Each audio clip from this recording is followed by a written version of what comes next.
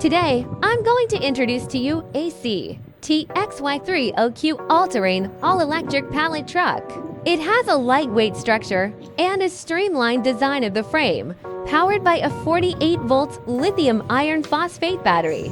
It can significantly improve the efficiency of cargo handling.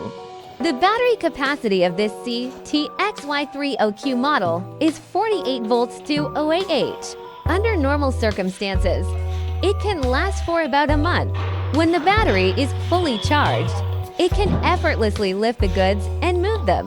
In the case of insufficient battery power, the fork can also be lifted manually. And the maximum load capacity of this model can reach 3 tons. We have also tested the two methods of lifting goods respectively, and the experiments have proven that both can meet the standards. Now we are going to start a more challenging test, going up and down slopes with the goods to check whether the goods are stable.